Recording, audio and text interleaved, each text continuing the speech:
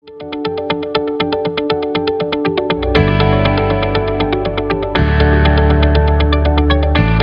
general quiero que vean estas imágenes porque va a ser, lo que vamos a hacer son ver unos casos clínicos, vamos a ver dos casos clínicos y después vamos a hacer como algunas, digamos, consideraciones o revisiones que vale la pena respecto al tema. Particularmente las preguntas para la audiencia no son para que las contesten, más que nada son como para un poco de reflexión o para dar como pie a los temas importantes que queremos revisar. Y pues bueno, son dos casos que ya están publicados en la literatura y que vamos a ver. El primer caso clínico ese es un niño que tiene 1 año 9 meses de edad y que es de Santiago de Chile. Este niño sí tiene antecedentes relevantes perinatales, particularmente que era producto de un embarazo de una mamá con diabetes gestacional, que fue obtenido de término por vía abdominal porque era macrosómico por incompatibilidad cefalopélvica. Vemos que estuvo macrosómico 4 kilos 740 gramos, 54 centímetros de talla, y digamos al año 9 meses que tiene de vida para Chile tiene un esquema de vacunación completo. Antecedentes patológicos, bueno, fue hospitalizado a los 11 meses de edad por una neumonía por un virus incisional respiratorio, requirió 14 días de hospitalización, oxígeno, posteriormente egresó. Una segunda hospitalización a los 19 meses de edad por una neumonía bacteriana del lóbulo superior derecho y fue manejado con penicilina y posterior a ello desarrolló un síndrome bronquial obstructivo episódico frecuente y aquí lo manejaban con budesonida en aerosol. Este niño llega al servicio de urgencias allá en Chile porque presenta una semana con tos, que era de evolución progresiva, productiva y emetizante, y se refería a fiebre hasta 39,5 grados centígrados y llegó saturando adecuadamente. Entonces el paciente fue visto de manera inicial, se le toma una radiografía de tórax en la que se observa esta imagen, que es, pues digamos, bastante aparatosa, bastante sugerente, y se reporta como con una condensación lobar en el lóbulo superior derecho y tenía un abombamiento de la cisura derecha. Con esto, en ese momento, recordando a un niño de 1 año 9 meses que ha tenido ciertos eventos ya previos neumónicos y con un esquema completo, pero al año 9 meses sabemos que no tiene todavía un esquema al full, se le decide dejar penicilina sódica intravenosa. Posteriormente, el paciente está 2 días hospitalizado, sigue con fiebre, a diferencia de cómo llegó, ya empieza a bajar la saturación al 90%, está con taquicardia, con polipnea, con franca disnea, datos de dificultad respiratoria como contracción tóraco-abdominal y a la auscultación se escucha el murmullo vesicular disminuido y con broncofonía. Entonces, en este momento llevamos 2 días de manejo con penicilina. Si ustedes recuerdan la imagen previa, francamente tenemos una condensación que evidentemente se pensaba en algo de etiología bacteriana, pero a los 2 días no va bien con el manejo clínico. Y aquí es el punto de en qué momento yo sugeriría ampliar mi esquema antibiótico o en qué momento yo sugeriría tomar una nueva imagen de tórax, ¿no? Entonces, se toma una nueva imagen de tórax a los 2 días y ustedes pueden ver cómo este infiltrado que estaba muy consolidado en el lóbulo superior derecho ha progresado, ha bajado como hasta la parte inferior, se ha elevado la cisura y, digamos, está ya consolidado tanto el lóbulo superior derecho como el medio y parte del inferior y hay un pequeño derrame laminar aquí del lado que podríamos ver, ¿no? Muy, muy ligerito. Ahora, aquí el punto es, bueno, ¿qué está pasando con este niño? ¿Nos falta tiempo o francamente estamos con un mal manejo antibiótico? Porque realmente llevamos 2 días de penicilina y esto está progresando tanto radiológica como clínicamente. Entonces, en este momento podemos nosotros, o sea, quiero ahí como que nosotros pensemos qué haría cada uno de ustedes en este punto. Si lo progreso, me espero a los famosos 3 días para ver la respuesta al tratamiento, si quiero tomar estudios complementarios de sangre o algún otro tipo de laboratorio, ¿no? ¿Qué harían?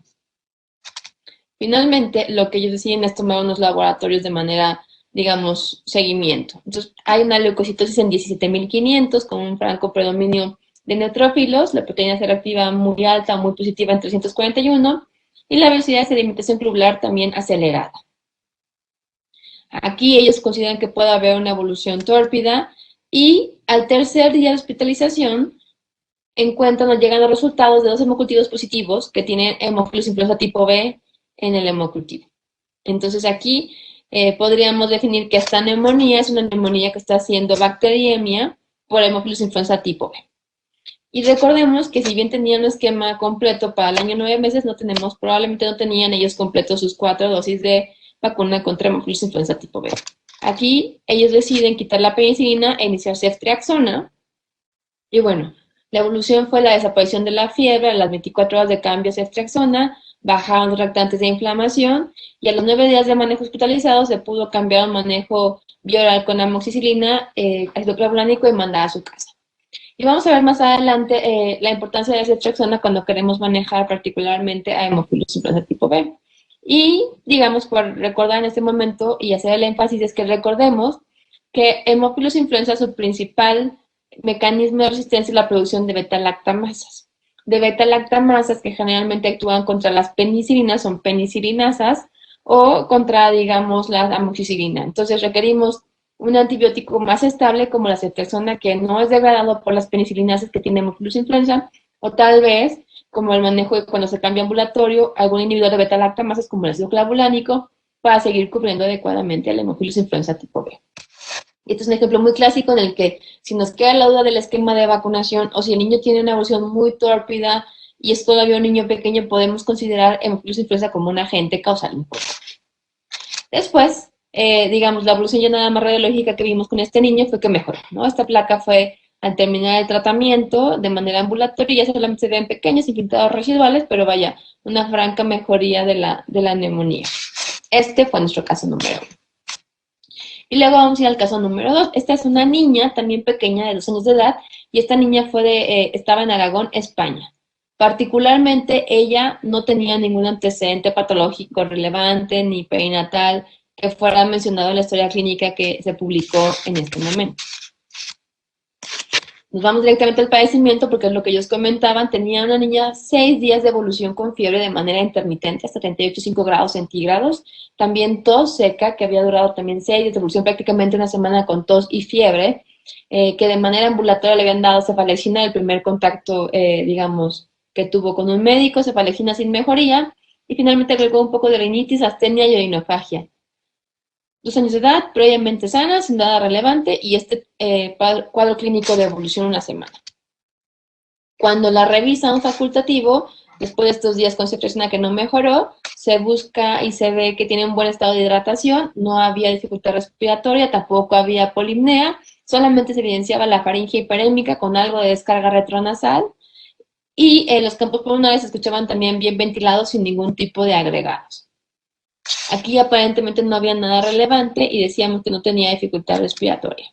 Pero le toman laboratorios por ser una niña pequeña y la abordan como tanto con leucocitos como con imagen. Lo primero que llama la atención es una franca leucocitosis en 20.400. Los neutrófilos le quedan bajos para esa cantidad de leucocitos. La proteína selectiva pues discretamente elevada y la velocidad de sedimentación globular también un tanto elevada.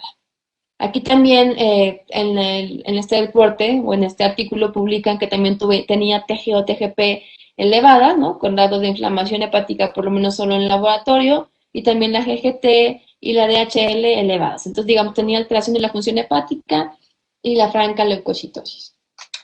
En este momento deciden también tomarle la radiografía por una semana de que habíamos comentado, y bueno, ellos observan que hay una radiografía en la que se veía consolidación parenquimatosa en el lóbulo inferior derecho.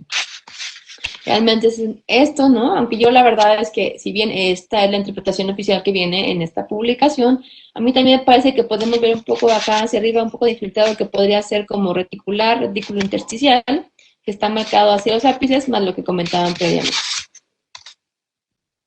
Finalmente ellos deciden dejarle amoxicilina a dosis de neumonía, como sabemos, y posteriormente piden estudios de extensión. Aquí lo que llama la atención y es el motivo por el cual lo publican es que, digamos, recordamos que es un paciente que está en España, pudieron hacer un abordaje más extenso de la etiología y tomaron un panel para virus respiratorios en el que no encontraron ningún agente viral, que recordemos que es lo más frecuente por la edad, lo esperado habría sido un agente viral como el agente causal, pero también mandaron una serología para Mycoplasma pneumoniae, que sabemos que es un agente típico, que si bien no es el grupo etario habitual en el que lo consideramos, bueno, le tomaron una IgM para Mycoplasma pneumoniae que sale positiva, y también, la verdad es que desconozco por qué, porque no se hace más énfasis en esta publicación, reportando una IgM positiva para parvovirus. No hay, digamos, en sus laboratorios, ustedes pueden empezar parvovirus, pueden empezar un exantema súbito, esos clásicos exantemas de la infancia, o pueden pensar como que hay anemias, alteraciones hematológicas en la línea eritroide, pero pues no, realmente ellos, si se fijan, no nos comentaron en sus resultados la hemoglobina, y tampoco había como el comentario ningún énfasis de afección cutánea con exantema, solamente eran las transaminas elevadas y la leucocitosis. Entonces, con todo esto, ellos integran el diagnóstico de una neumonía atípica, incluso en su artículo lo comentan como una neumonía muy atípica, porque micoplasma definitivamente no es la edad en la que lo pensaríamos de manera inicial, y en un segundo punto, porque también tuvieron esta etiología de parvovirus B19 como positiva. Cuando se encuentra el diagnóstico de la IgM positiva para micoplasma, se le decide cambiar la amoxicilina por claritromicina, completar 7 días de tratamiento, y ellos, digamos, para confirmar y corroborar este diagnóstico que era algo agudo y que estaba los dos agentes involucrados, a las 4 semanas que hicieron el diagnóstico con la IgM, se toman pruebas IgGs para ver que realmente estuvieran positivas para micoplasma y para parvovirus y ambos salieron positivos. Entonces, con ellos, digamos, con esa serología de fase aguda y de convalescencia positiva, ellos hacen como este diagnóstico de la neumonía por micoplasma y que parvovirus también estaba involucrado. Ahora, con estos dos casos clínicos vamos a comentar algunas cosas. Y la primera tal vez sería, ¿qué datos clínicos nos van a orientar a nosotros al diagnóstico de una neumonía de la comunidad?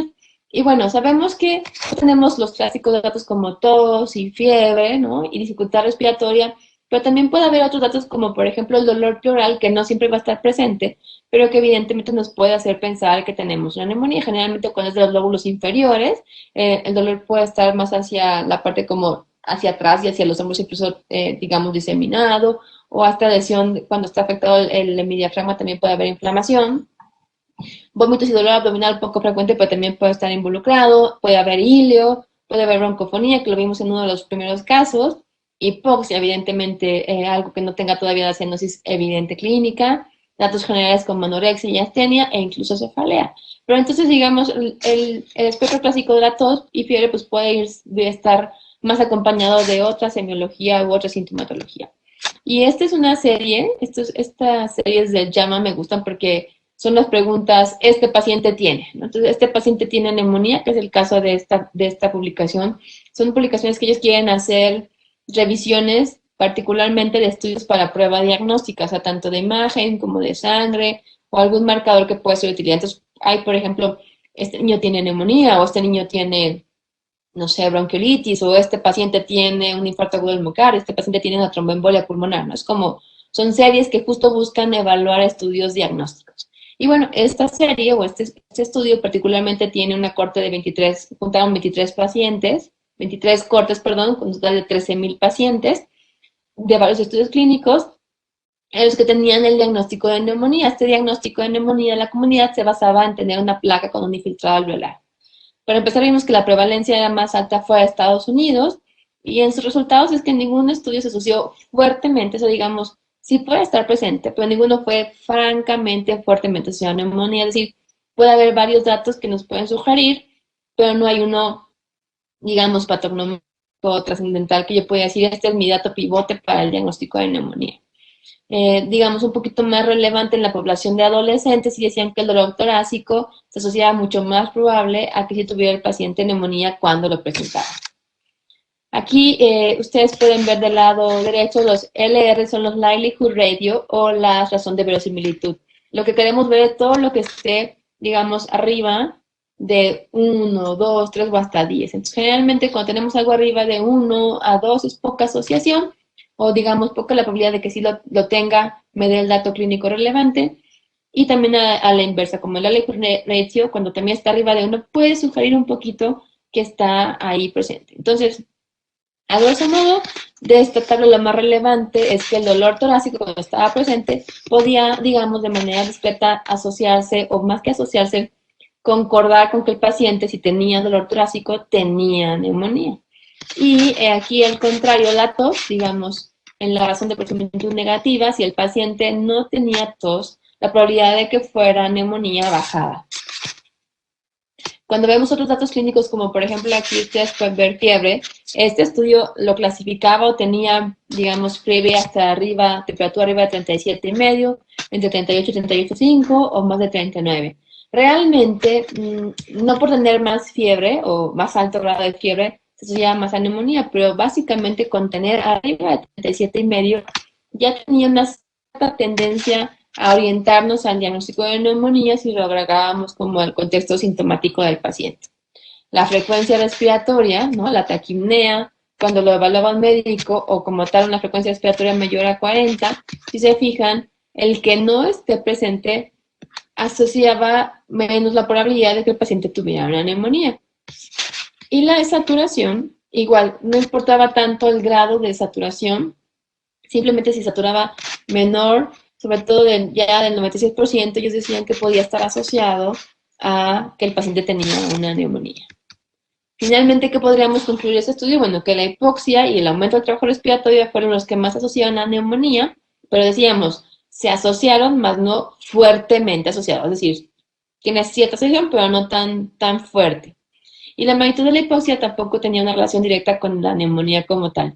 Y la ausencia de taquipnea, digamos, asociaban a menor probabilidad de que el paciente tuviera neumonía.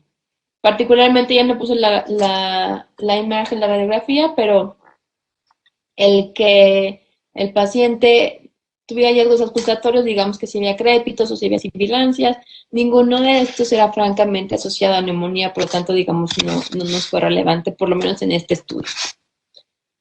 Luego viene, pues, ya que yo tengo la sospecha clínica de una neumonía, bueno, evidentemente ahora vengo cuáles son los agentes causales que yo tengo que estar considerando.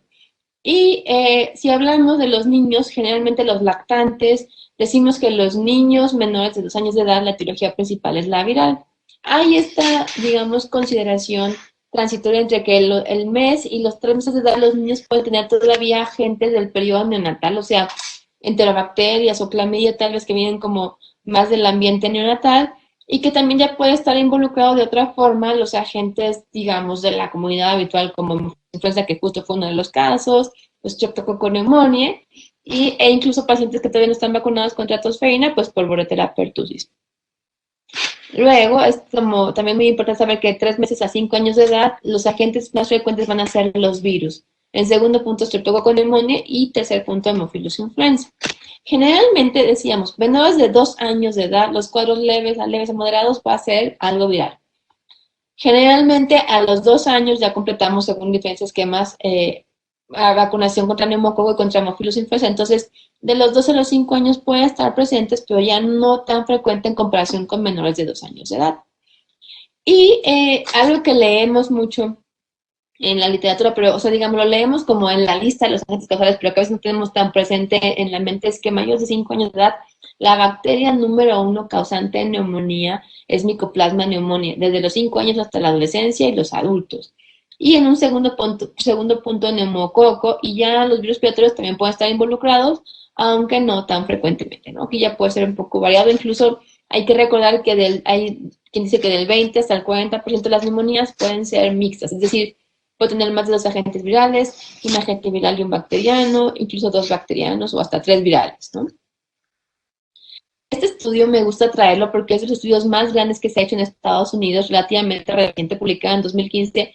Y esto de que sea relativamente reciente, el impacto es que fue hecho con estudios de biología molecular. Podían hacer panel viral para muchos virus, ¿no? Y también identificar bacterias. A veces cuando nada más teníamos cultivos virales, pues prácticamente nadie diagnosticaba etiologías virales, o cuando había cosas más complejas o laboriosas como inmunofluorescencias y demás. Pero bueno, este estudio fue un estudio muy grande, más de 2.300 niños que tenían neumonía en la comunidad que se hospitalizaban en Estados Unidos. Fueron 400 en Estados Unidos. Y entonces, lo primero que salta la atención de manera general es que los virus se llevan prácticamente a los primeros 4 lugares de agentes etiológicos en la neumonía: sincicial respiratorio, rinovirus humano, metaneumovirus humano y adenovirus. Y hasta el quinto lugar, entra Mycoplasma pneumoniae, y si se fijan es la primera bacteria que vemos involucrada aquí.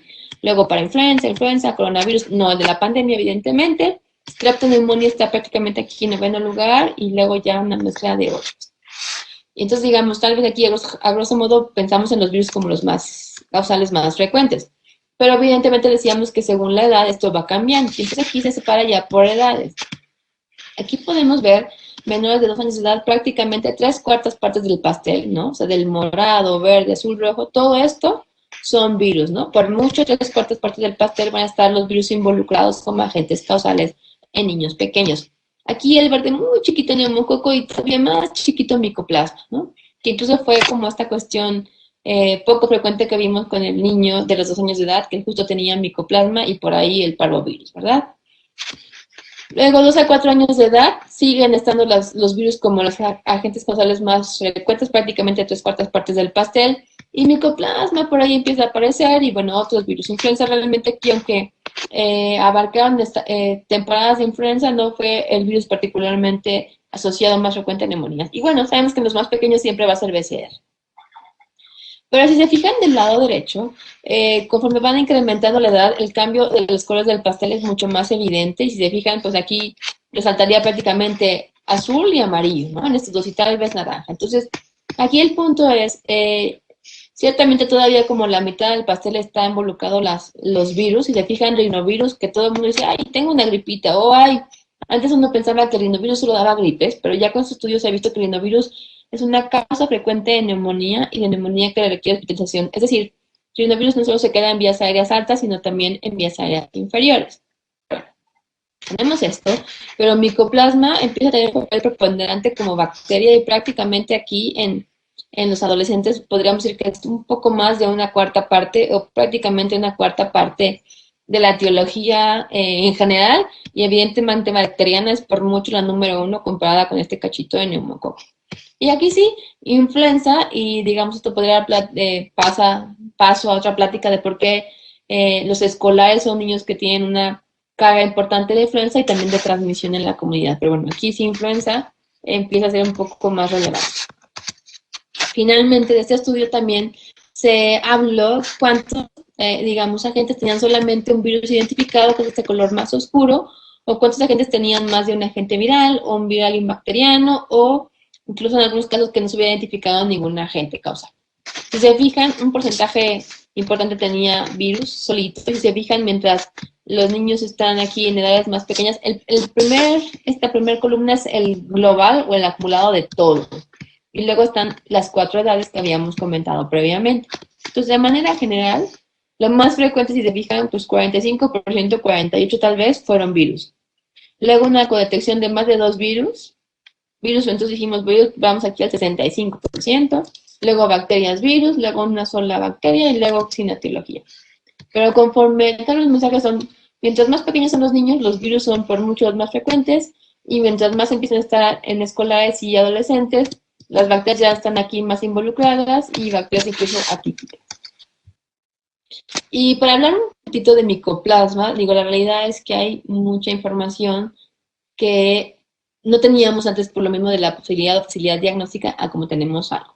Ahora, este estudio del año ya antepasado fue un estudio de pacientes particularmente que requerían hospitalización por micoplasma neumonía. Es decir, todas las neumonías que se digamos, documentó etiología, sacaron solo los de micoplasma y los analizaron.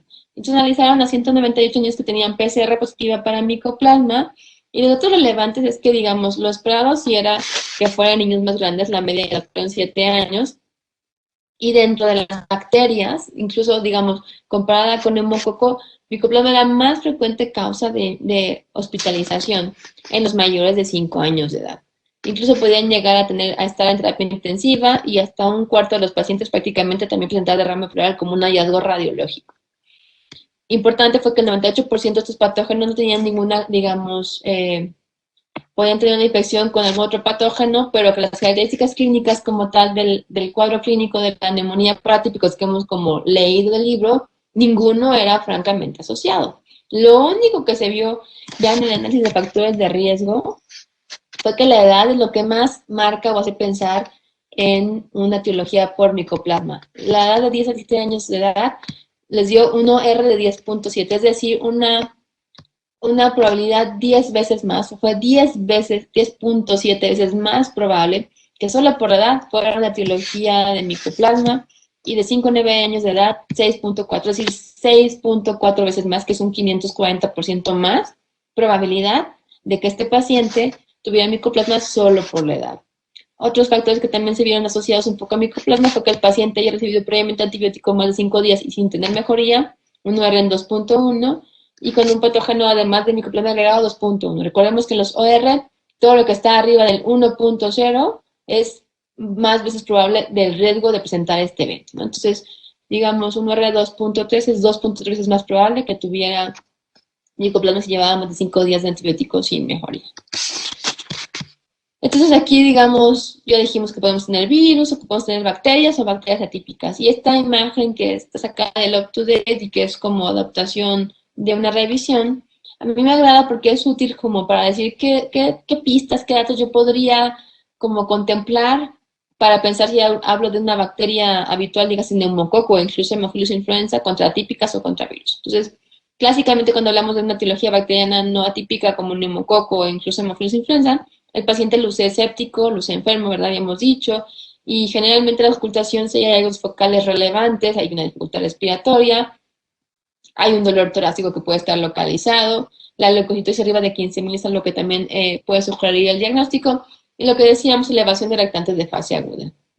Generalmente tenemos infiltrados alveolares y consolidación segmentaria, que clásicamente fue como vimos en el primer caso del niño que tenía el Haemophilus influenza, ¿no?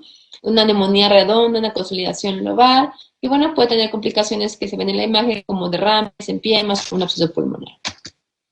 Pero cuando hablamos de la neumonía típica, que por mucho dijimos que es micoplasma neumonía, y en otros momentos de la vida tal vez este periodo gris podrían ser los micoplasma, la clamidofila neumonía, aquí, punto número 1, la edad. O sea, mayor de 5 años yo ya tengo que tener en mente, o sea, eso es algo de lo que yo quisiera que en la plática nos lleváramos. Tener en mente que puede ser micoplasma, aunque no siempre tengamos la posibilidad diagnóstica. Que tenga síntomas constitucionales que pueden ser abruptos o muy sintomáticos, y algo también como característicos que tiene datos sistémicos o datos extrapulmonares. Sistémicos me refiero a esto, a mialgias, el exantema, puede haber conjuntivitis muy ligera, no purulenta, puede haber fotofobia, estatus puede empeorar de forma gradual y progresiva, puede haber sibilancias, y generalmente pensamos que las sibilancias es como algo de etiología viral, pero no. También en este caso, con micoplasma neumonía podemos tener sibilancias.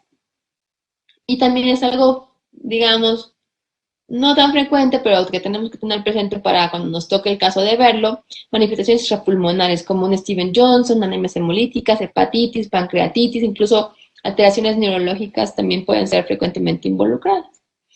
Y cuando yo estaba haciendo esta revisión, ¿no? Algo de lo que puse y que vi fue, wow, los hallazgos radiológicos pueden ser súper amplios. Y también como que clásicamente pensamos que es un infiltrado como intersticial o que tiene una disociación, digamos, en cuanto a la semiología del paciente con lo que yo ausculto, digamos, ausculto muy ligero o pocos estertores o nada muy relevante, pero cuando la placa veo un infiltrado muy aparatoso. Pero además de esos clásicos que hemos aprendido de la neumonía típica, si se fijan, prácticamente el micoplasma puede hacer cualquier tipo de imagen radiológica. 37% de consolidaciones, o sea, digamos, de esta revisión que está aquí reportada. Vaya, consolidación no siempre piensa en algo bacteriano habitual o típico, pero puedo tener puesta en lo atípico. 27% infiltrados biliares o peribronquiales, 21% infiltrado reticulonodular y 15% infiltrado en praxis. Entonces, prácticamente me puede dar una imagen radiológica muy variada el micoplasma. Y finalmente la parte de la etiología viral, bueno, cuando la pensamos, generalmente hablamos de niños pequeños, menores de 5 años de edad, menores de 2 años de edad, que tienen un niño insidioso, que está, digamos, levemente progresiva, que hay rinorrea, que podemos tener algunos otros síntomas como de vías aéreas superiores, como estornudos, congestión, francamente, como decíamos, la rinorrea, que nos puede hacer pensar en esta cuestión viral. Puede haber transitoriamente sinofilia periférica, y aquí clásicamente esperamos ver solamente un infiltrado intersticial que sea bilateral, que puede haber como tal otro atrapamiento aéreo, como otro hallazgo radiológico. Y con las neumonías atípicas, tal vez lo que vale la pena como hacer énfasis y recalcar es que, digamos, podemos tener presente, y es como también para como quedarnos en la mente eso, algún otro tipo de clínica extrapulmonar que habíamos comentado, un patrón radiológico que puede estar parchado o intersticial, es decir, puede tener cualquier tipo de infiltrado radiológico. Generalmente no voy a tener la evidencia de un agente causal bacteriano de hipertensión de grado por cultivo en caso de que se hiciera. Esto aplica tal vez más en los adultos o en los niños intubados. Y clásicamente, evidentemente, no van a responder adecuadamente a un tratamiento con beta-lactámicos. Esto solamente por mencionar ejemplos de neumonías atípicas que pueden tener manifestaciones extrapulmonares o sistémicas. Este es un caso, digo, obviamente nada más es como para mencionar, que Mycoplasma pneumoniae se asoció a un paciente que tuvo pancreatitis y hepatitis aguda, que incluso pudimos tener la oportunidad de revisar este caso clínico en algunos otros de los volúmenes de neumonías. Y bueno, también tenemos, por ejemplo, presentaciones extrapulmonares a nivel sistema nervioso central por micoplasma. Estos son 3 niños, ¿no? Este que tenía 10 años presentó una mielitis transversa. Este que tenía también 10 años presentó una cerebritis. Y este que tenía 13 años tenía una encefalomielitis. Entonces, también niños que pueden tener afecciones sistémicas, además de las pulmonares, pueden estar involucrados Mycoplasma pneumoniae y particularmente si se fijan la edad son ya todos niños escolares o prácticamente entrando a la adolescencia. Finalmente, ya que hemos hablado de la etiología y cómo podríamos diferenciar un poquito la etiología bacteriana o la etiología viral o la típica, bueno, ¿qué más estudios podría yo pedir o solicitar para ampliar mi diagnóstico? Y bueno, probablemente, digamos, algunas cosas son muy obvias, ¿no? Pero vale la pena recalcar.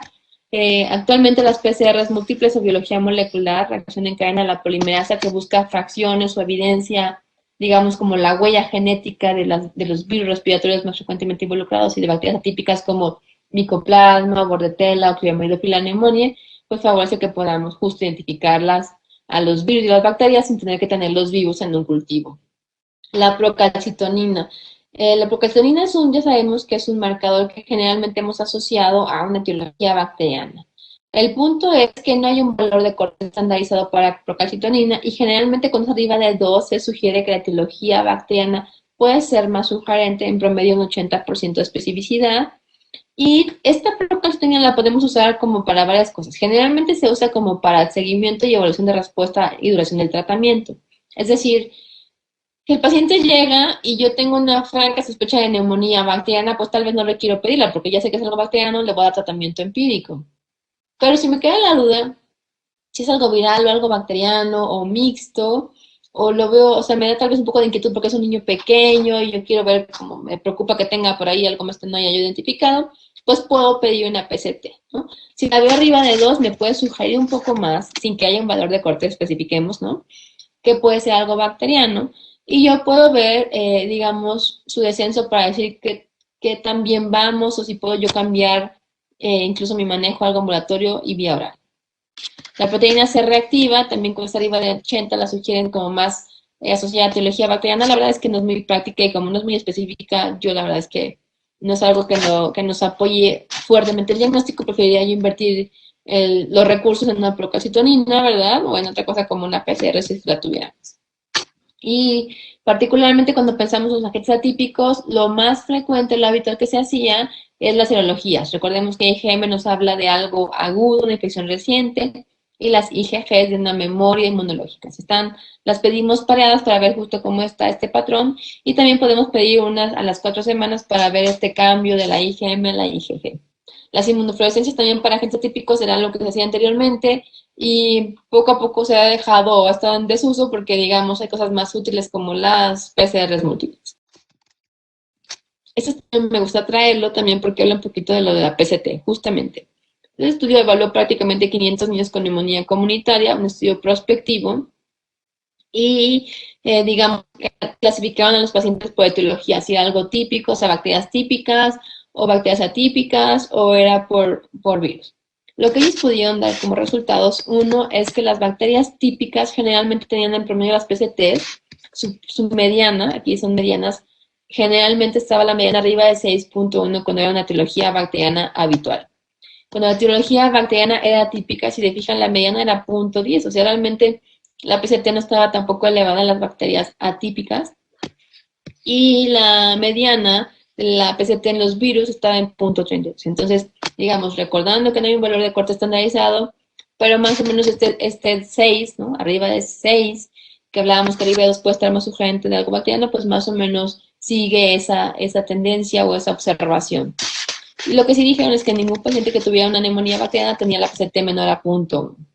Ellos sugieren, con base en los estudios que hicieron o en esto que analizaron, que una PCT menor a 0.25 podría descartar una neumonía bacteriana con una sensibilidad del 85%, especificidad del 45% y un valor predictivo negativo del 96%. Digamos como que ellos 0.25 lo podrían usar un poquito como un valor de corte para empezar a discernir entre etiología viral y bacteriana, pero recordemos, no hay una única valor de corte estandarizado específico para neumonías. Finalmente, pues vamos al tratamiento, ¿no? O sea, ya dijimos cómo sospechar, qué estudios nos pueden ayudar, qué agentes consideramos con base en la edad, y pues vamos como tal al tratamiento empírico.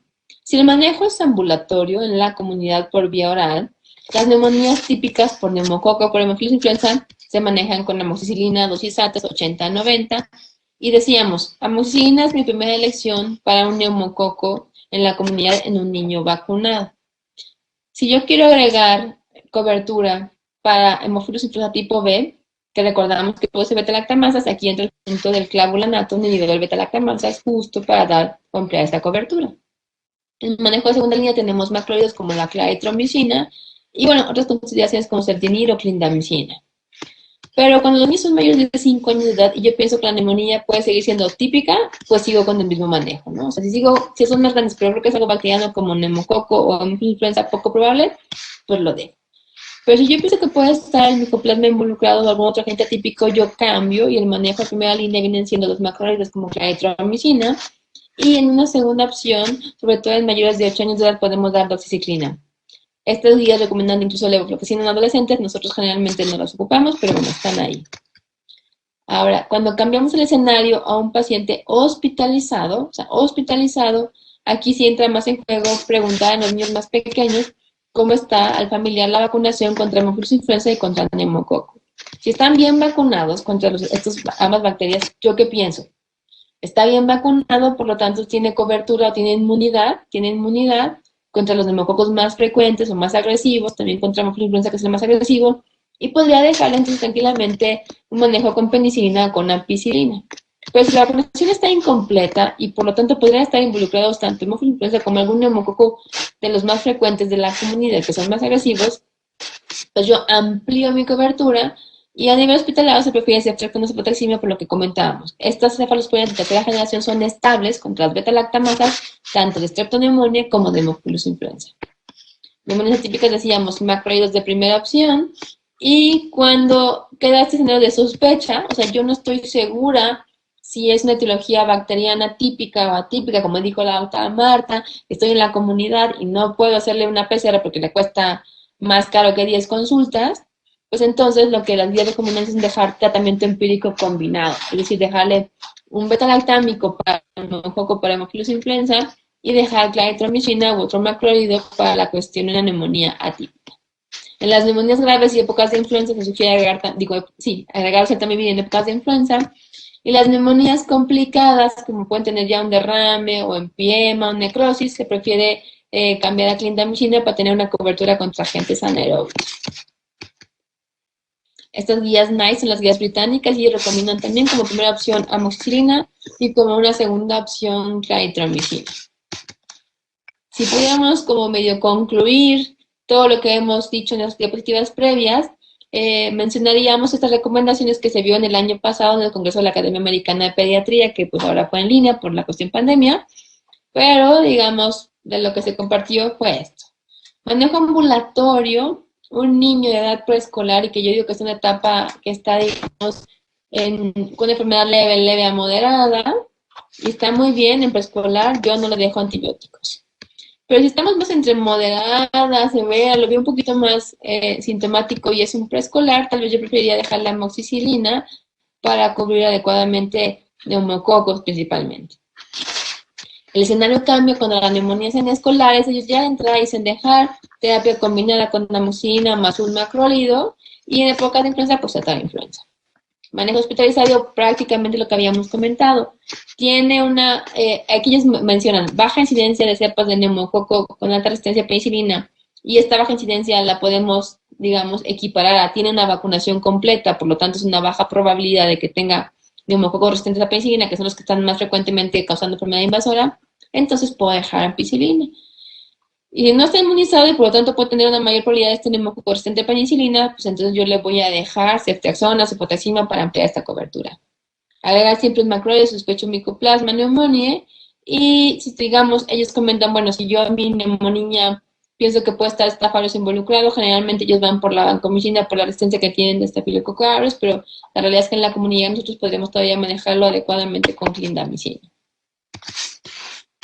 Y cuando hablamos de decir, voy a dejar en la comunidad a un niño de, no sé, 8 años o un adolescente, terapia combinada, puede que yo diga, oye, es mucho, o la mamá tal vez puede decirme, ¿por qué tanto antibiótico, 2 antibióticos a un niño de neumonía en la comunidad? Bueno, primero tenemos que fundamentar bien nuestra sospecha diagnóstica de algo bacteriano, ¿verdad? O sea, aquí el punto es, yo ya no estoy pensando que sea lo viral, que es lo más frecuente. Si me voy a hacer lo bacteriano y la combinación de este beta-lactamina con un macrolídeo, bueno, sí ha visto, o sea, hay estudios, aunque este estudio es en adultos, pero digamos, podemos sacar esta conclusión que podría también ser útil en los niños. Fue, digamos, un N muy grande, 44.000 adultos, los que se siguió la mortalidad a 30 días. Sabemos que los adultos pueden tener pues mayor complicaciones por morbilidades. Pero lo que se vio es que le agregaron un macrólido, tanto a ceftriaxona como a otras cefalosporinas o incluso a las penicilinas, nos incrementaba con una P significativa estadísticamente, digamos, la mejoría en la respuesta clínica y disminuía la mortalidad. Solamente con las quinolanas, la combinación de un macrólido con una quinolona no demostró significancia estadística para disminuir mortalidad. Y en general también se vio que también, pues, evidentemente podían en los adultos disminuir días de estancia hospitalaria. Entonces ya decimos que puede haber, que hay este beneficio de dejar la terapia combinada doble empírica. Y cuando decimos macrólidos, bueno, ¿qué macrólidos podría yo agregar a utilizar? Entonces tenemos básicamente los dos que más usamos ya en el mercado son la citromicina y claritromicina por las cuestiones, digamos, farmacocinética y posología. Y cuando este estudio también se publicó, es reciente, del 2019, se empezaron a ya comparar dirigidamente estos dos antibióticos macrólidos y ver qué diferencias tenían en farmacocinética. Lo primero que se evidenció y que llama fuertemente la atención es que la disponibilidad de claritromicina en plasma es mucho más alta a las 4 horas en comparación con la citromicina como un manejo inicial como para impregnar los tejidos. Y también se vio que no nada más en el plasma, sino a nivel tejido pulmonar, o sea, es decir, ya en el líquido del epitelio, el epitelio alveolar y los macrófagos alveolares, tanto en células epiteliares, bueno, epiteliares y células del, digamos, del epitelio respiratorio, como en el líquido del epitelio respiratorio, en ambos se vio que claritromicina tiene mejores concentraciones, no plasmáticas, perdón, concentraciones en el tejido a las 4 horas en comparación con la citromicina. Y esto favorece pues la cuestión de una mejor distribución a nivel celular, como podría ser aquí, como a nivel local, para mejor, digamos, acción antibiótica y disminuir la probabilidad de falla de tratamiento. Finalmente, otro estudio que también ya es como un poco viejito, pero que se ha visto algo relevante, es este efecto de el tiempo arriba o abajo de la MIC. La MIC es la concentración mínima inhibitoria, ¿no? O en inglés es Minimum Inhibition Concentration, que aquí lo que habla es, esta MIC es la concentración mínima de antibiótico que yo tengo que tener para evitar que las bacterias se multipliquen o crezcan en mi epitelio respiratorio o en donde sea que yo estoy evaluando. Entonces, vemos que cuando estamos dando claritromicina en comparación con la citromicina, el tiempo que está la citromicina por abajo de la MIC puede ser más prolongado en comparación con la claritromicina y particularmente este estudio demostró que a nivel in vitro puede ser más frecuente que los patógenos colonizantes de la vía respiratoria generen resistencias tras tratamiento justo por este tiempo que está más prolongado a citromicina por abajo de la MIC porque la posología es de una vez al día. Y entonces, finalmente, después de haber hablado todo esto, bueno, y todo esto que me contó la doctora, ¿yo cómo lo puedo aplicar con mis pacientes que van en el consultorio? Y, digamos, yo tengo 2 imágenes o 2 últimas diapositivas para concluir o platicar el tema. El primero sería que, además de la famosa tos y la fiebre, que clásicamente pensamos en una neumonía, podría el dolor torácico en niños un poquito más grandes, particularmente adolescentes o adultos, evidentemente, la desaturación y el aumento del espacio respiratorio son datos clínicos que podrían ayudarnos un poquito más al diagnóstico de la neumonía. Y que no tengamos taquipnea nos alejaría francamente la posibilidad de una neumonía en la comunidad. Etiología, porque de eso nos depende obviamente el tratamiento. niños pequeños de 3 meses o por ahí menores de 3 años de edad, lo más frecuente van a ser virus. Luego, 3 meses hasta los 5 años de edad ampliamos un poquito para decir virus como la causa número uno y segunda causa, con neumonía. En los menores de 2 años de edad todavía puede estar involucrado Haemophilus influenza. Y finalmente en los niños adolescentes y tan bajito como mayores de 5 años de edad, Mycoplasma pneumoniae es la bacteria más frecuente involucrada incluso, aunque no podamos diagnosticarla. Entonces, digamos, aquí el mensaje es tenerlo presente, aunque no podamos diagnosticarlo en una neumonía del consultorio. Y también tener siempre presente que tenemos un porcentaje alto de neumonías que pueden ser mixtas. Con base en eso, pensaríamos que si yo quiero considerar micoplasma, ¿qué tengo que recordar? Que micoplasma es la causa más frecuente de hospitalización por neumonía en niños mayores de 5 años de edad, que se ha visto que la edad es algo súper importante. Ya dijimos, adolescentes es prácticamente 10 veces más probable que tengamos una neumonía por micoplasma.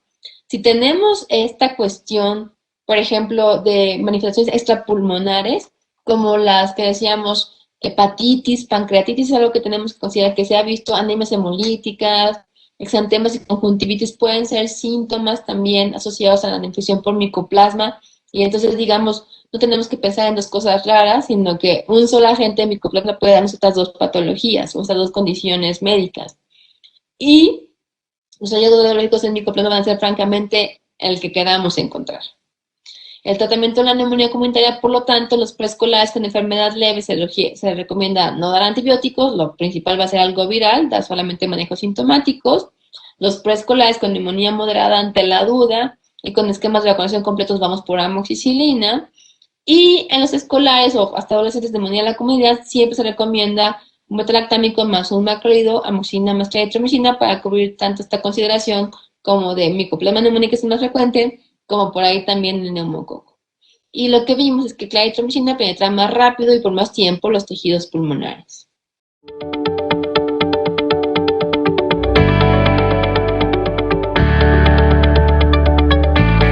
Hola, ¿qué tal? Les envío un saludo. Mi nombre es Gilberto Salazar. Soy químico farmacéutico, biólogo y soy responsable del Centro Clínico para un laboratorio de México. Y me da un placer participar con ustedes. El día de hoy yo les voy a hablar acerca de Claricid, qué fue lo que hicimos para mejorar el sabor de este producto. En el pasado recibíamos muchas quejas por un sabor amargo. Es un producto que se distribuye a nivel global y regional, es muy importante para la compañía, y dado que había de manera constante estas quejas, se creó un grupo de trabajo para solucionar esta situación. Pero antes de eso les quiero platicar actualmente cuál es la situación con la claritromicina, porque por lo general tiene un sabor muy amargo, es muy fuerte, y después, una vez que este se ha ingerido, todavía se percibe de manera muy intensa ese sabor amargo. Esto trae como consecuencia que el paciente se niegue a tomarlo, entonces no sigue su régimen de dosificación y por lo tanto la eficacia del producto pues, se ve disminuida. Algunas otras claritromicinas, el principio activo no está descubierto completamente, entonces eso resulta en que todavía hay un contacto directo con el principio activo, el cual es sumamente amargo. Les comentaba que parte de las iniciativas iniciales de la compañía para eliminar este contacto directo con el principio activo, lo que se hizo fue recurrir a un proceso de recubrimiento de las partículas del principio activo a través de un proceso que les voy a platicar más adelante, pero básicamente este consiste en tener las partículas del principio activo en estado sólido y seco. Se prepara una suspensión, la cual contiene polímeros y algunos otros componentes, están en forma líquida y se van a ir depositando gradualmente sobre esas partículas por medio de un proceso de atomización para que logremos enmezclar a cada una de las partículas del principio activo. Luego va a seguir un proceso que es de secado. En este eliminamos el medio solvente, que puede ser agua o algún, para eliminarlo y solamente dejar el material sólido depositado en las partículas. Y de esta manera tenemos que cada una de las partículas del principio activo han sido recubiertas por esta suspensión y de esta manera eliminamos el primer contacto directo durante la ingesta con el principio activo, que como ya comentamos, pues es sumamente amargo. Ahora les voy a explicar cómo es la tecnología que se usa para lograr esto.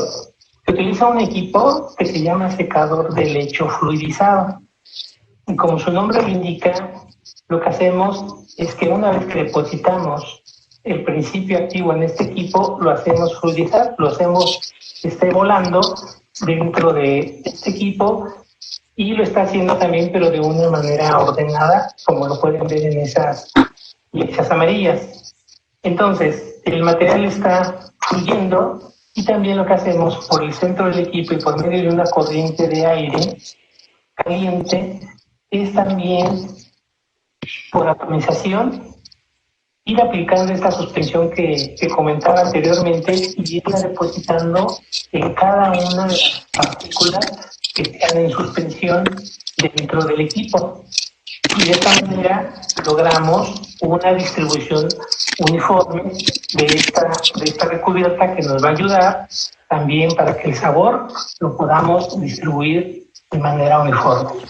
Quiero comentarles también estos aspectos técnicos que se tuvieron con este nuevo desarrollo del sabor, que se buscó otra casa que nos pudiera ayudar con este tema y nos pueda proveer de una materia prima, es decir, del sabor, que cumpliera con las mismas especificaciones que el proveedor anterior y también que utilizáramos las mismas metodologías de análisis para su evaluación.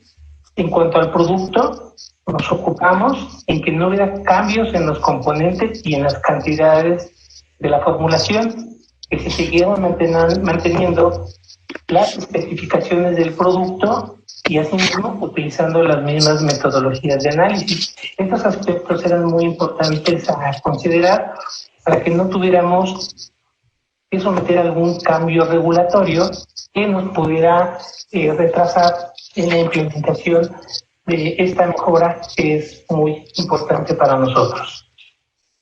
Bueno, les comento.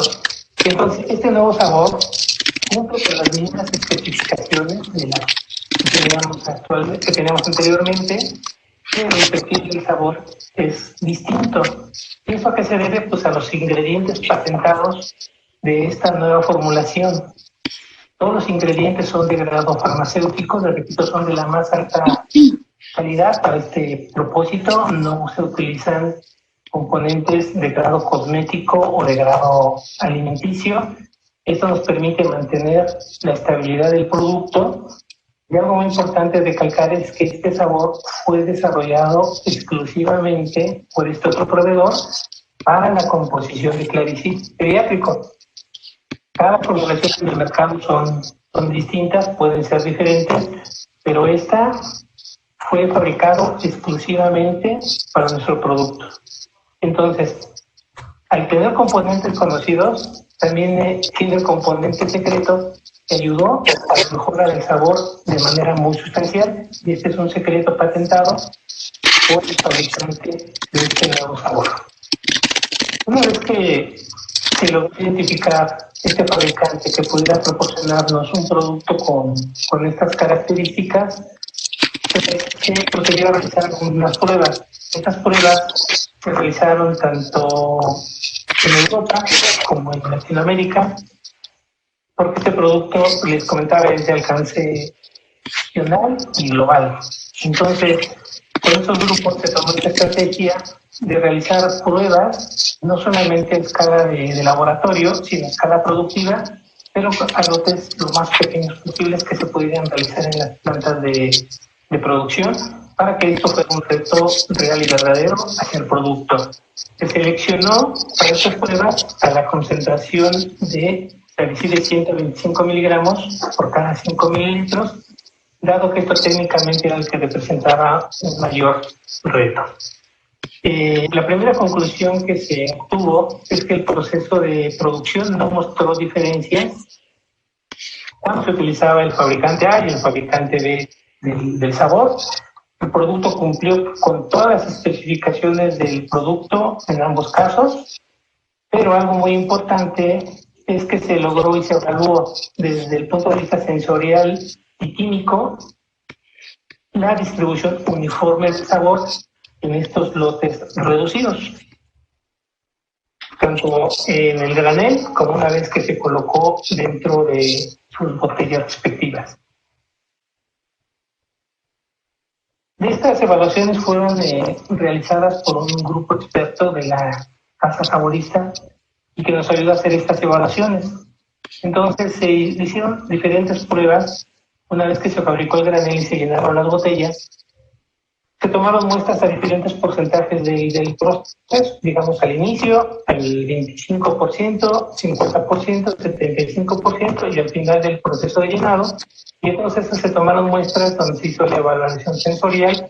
En cada una de ellas observaron que no había diferencia en cuanto al olor, el perfil del sabor y la intensidad. Esto nos confirma que la aplicación del sabor se hizo de manera homogénea a través de todo el lote de producción. Se observó que ese sabor es duradero, es persistente, con notas agradables, y el perfil sensorial que reportaron estos saboristas es el siguiente: un aroma a tutti frutti, tipo goma de mascar, con notas cremosas, plátano dulce, caramelo de frambuesa, esencias frutales de piña y cereza y un dulzor intenso. Entonces, repito, estas evaluaciones fueron hechas por un grupo de expertos debidamente entrenados y calificados para hacer este tipo de evaluaciones. Por último, lo que les quiero comentar es muy importante la preparación de la suspensión para que mantengamos estas características de distribución uniforme del sabor y mantener la integridad de la recubierta de las partículas de principio activo. En primera instancia hay que adicionar agua hervida y fría hasta la marca indicada por una flecha en la etiqueta. Luego hay que agitar su contenido, pero no hay que hacerlo con una excesiva fuerza ni por mucho tiempo. Porque hacerlo de esa manera, lo que estaríamos provocando es que quedarían las partículas de cubiertas de principio activo entre ellas, las fraccionaríamos, las romperíamos y estaríamos exponiendo el principio activo que, como ya explicamos, es sumamente amargo. Entonces sí hay que hacerlo con fuerza, pero no demasiada, para mantener la integridad de las partículas. Después nuevamente hay que llevar agua hasta el nivel de la marca de nuevo, porque este va a bajar, porque el material sólido va a absorber agua. Entonces hay que llevarlo nuevamente a ese nivel y es así que entonces mantenemos la proporción de los componentes de la fórmula con el agua y mantenemos una distribución también homogénea del principio activo. Y cada vez que se forme y cada vez que utilicemos el medicamento, pues hay que volver a hacer una agitación para lograr una distribución homogénea tanto del principio activo como del sabor. Estas son recomendaciones muy importantes que tenemos que dirigir a los médicos y a los pacientes para que esta diferenciación que tenemos con nuestro producto sea más notoria todavía. Y pues bien, para compartirles en esta sesión, espero que esta información les sea de utilidad y de mucho beneficio para la promoción de nuestro producto y poderlo diferenciar de los otros que están en el mercado.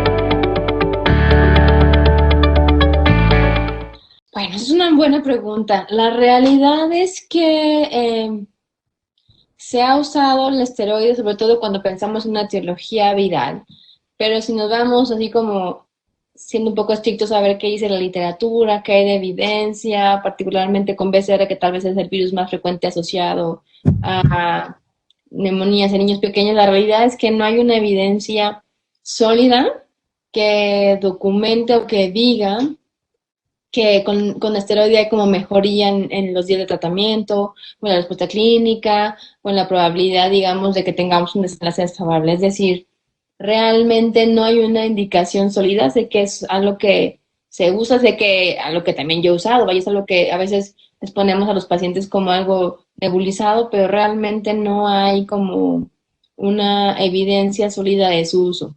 Digamos, si cambiamos el escenario tal vez al CRUP, bueno, ahí sabemos que el esteroide intramuscular es algo parte básico del manejo, pero prácticamente una neumonía en la comunidad no lo estaríamos usando.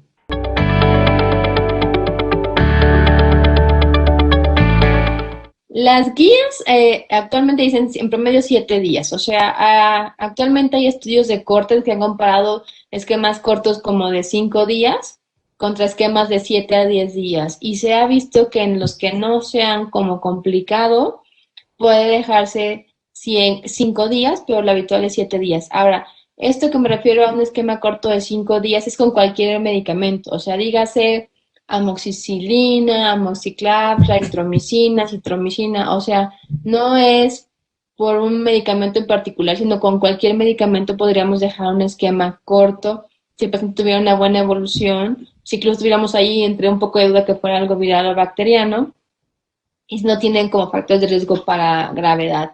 Y si no, lo estándar es 7 días de antibiótico de manera general.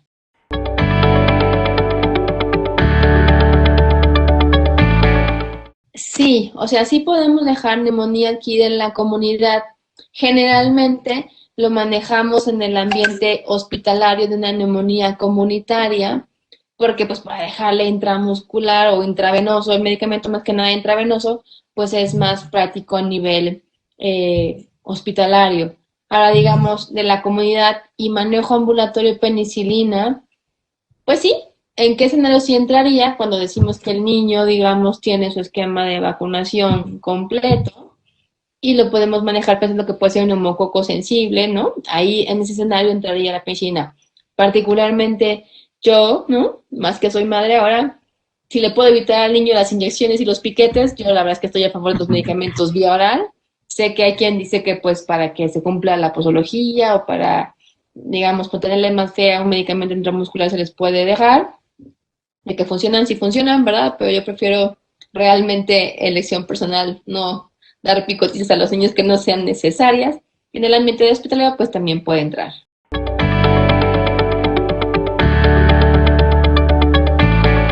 Aquí dependería mucho la edad y el tipo de la tos. O sea, obviamente estamos en el escenario pensando que es una neumonía con una tos productiva, ¿verdad? En niños pequeños, los niños pequeños por la edad, de esa edad están contraindicados los como tal expectorantes y los mucolíticos que se usan, muchas veces el problema es que es un niño pequeño no tiene la capacidad adecuada de poder expectorar. Es decir, yo le estoy medio fluidificando las flemas, es un pequeño, un lactante que con trabajos, ¿no? Está ahí respirando y tosiendo y para nada sabe tratar de sacar una flema. Entonces, cuando lo usamos ahí, a veces el escenario puede ser que el niño, sobre todo si es un niño pequeño, un lactante que le damos algo de esto, un mucolítico, evidentemente con expectorantes del sueño están contraindicados. Aquí el punto es, yo le voy a producir como más tos con flema y no necesariamente porque vaya mal, porque sea algo, digamos, como efecto adverso o negativo, sino que es esperado que le fluidifico el moco, pero el niño no sabe toser, pues va a estar ahí como más atragantándose con una tos toda flemosa más fea y podríamos, o la mamá podría pensar, o se podría pensar que no va bien. Entonces, generalmente lo dejamos para niños más grandes como ya escolares y sobre todo en las tos con flemas, ¿no? Entonces, que realmente es productiva.